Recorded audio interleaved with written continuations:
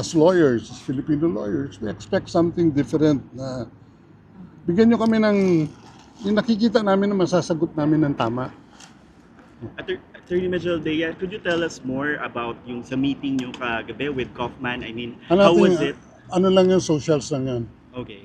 Hindi po na pag-usapan yung strategy or how the defense would approach? Alam mo, it's trabaho nila yun. We do not want to intervene with what they're going to do.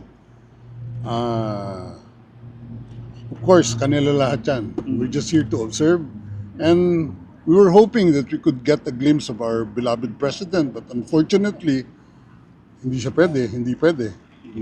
So that's where we are right now. Pero Attorney Kaufman mentioned that every hearing daw, you see each other and then you brainstorm, you deliberate. So dahil parang kinukuha rin ata ni...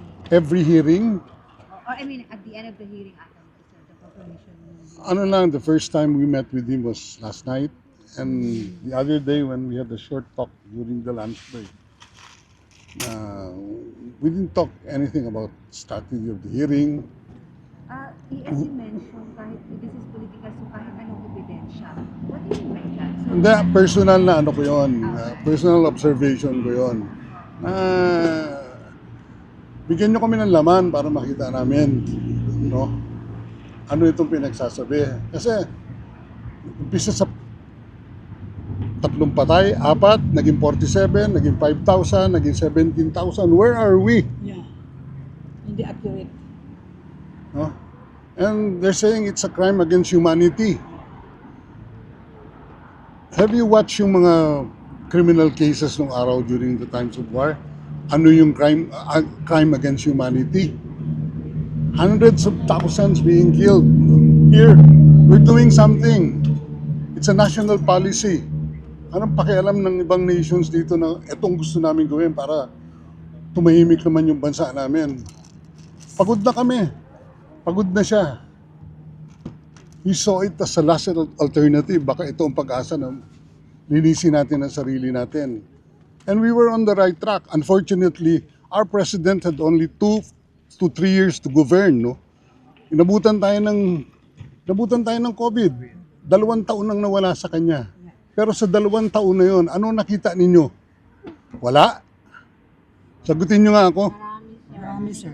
Ba't kayo nandito ngayon? Ano naramdaman nyo? Sino best friend ng presidente? Kayo, ang taong bayan. Wala siyang iniisip. Hanggang ikukulong na lang siya, kayo pa rin ang nasa isip niya. Masasabi ko yan kasi ako huling kasama niya bago kami nagkahiwalay.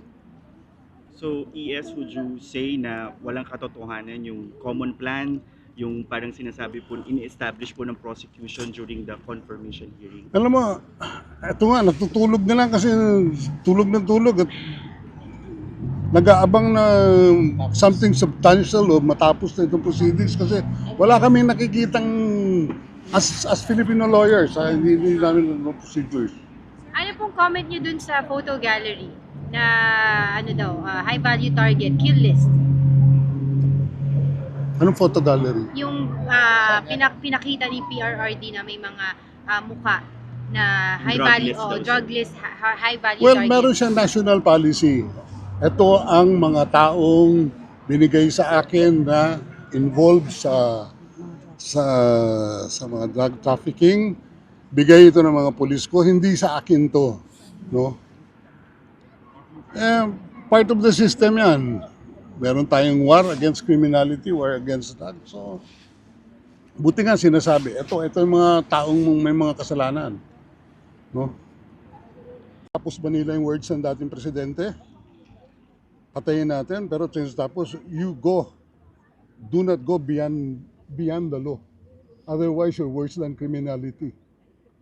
Basahin nyo lahat yung mga pinagsasabi. Alam nyo, napansin ko, tuwing lumalabas ang boses ng presidente, nabubuhayan ng Pilipino eh. Miski na boses na nung nakaraan.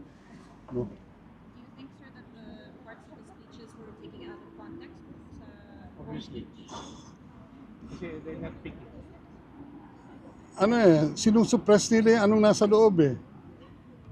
At saka yung mga, bakit yung nagsosona siya? Ito ang aking war against drugs. What was the most applauded part of the speech? his policies against criminality, against drugs. And yet, he's being crucified now. ES, how would you respond to Malacanang kay Yusek Claire Castro na sinasabi niyang hindi dapat na gamitin yung arguments na pagpapadala dito kay PRRD sa The Hague because matagal na daw po na isampa yung mga kaso laban sa kanya? Alam mo, hindi ako makasagot kay Claire Castro kasi minsan parang naniniwala siya sa sinasabi niya. Attorney, be that as it may, it still stands in court that the defense will have to debunk or chip away from the arguments of the prosecution and the victim's counsel, even if you're frustrated by them. Attorney Salas recommended questioning the jurisdiction, but apart from that strategy, what else would you recommend to the defense counsel on how they could further debunk so that the charges will not be confirmed? There's nothing to debunk. They have not proven their charges against the accused. So what is there to debunk? You feel that that would be enough defense to actually stop the chamber from confirming the charges against the former president? The accused is presumed innocent until proven guilty. The prosecution has the burden to prove its case. So kayo, sir, Attorney Delgra, kampante sila, lawyers of the victims, the prosecutors, na ito magtutuloy-tuloy sa confirmation of charges. Well, that was what they said, especially up to the end of the second day, which was actually their day, which is to present the prosecution side of the argument asking the confirmation of charges so the trial will proceed against the former president. So let's hear it tomorrow on what the defense will say in order to debunk, as what Attorney Saleb said, the prosecution's version. And hopefully convince the court that the charges are not sufficient to proceed to trial and therefore should be denied. And if that happens, and we pray that it happens, even praying against hope that it happens, that that will be the cases will be dismissed and our Tatay Digong will be brought home alive and well. Sir, meron ba kayo mga inaasahan na sasabihin or representa ng prosecution, ng defense bukas? Is there time tomorrow sa third hearing? Well, I would expect, no, without getting into the details because hindi nga namin pinag-usapan yan with the defense team, na the Attorney Kaufman will raise a very strong defense against confirming the charges against the former president.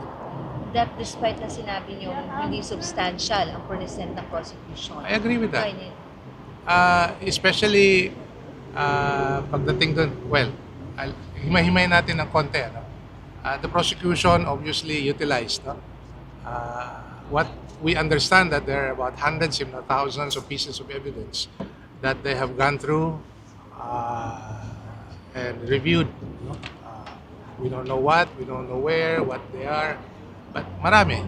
And siguro, their strongest bet, they presented it yesterday. One of those was the video doon sa alleged shooting sa Agdao Public Market in Davao City. By the way, I'm from Davao City. I'm familiar with that place. Pagkatapos ng hearing yesterday, there was a quick rebuke from the author of that video. No? The journalist who took that video.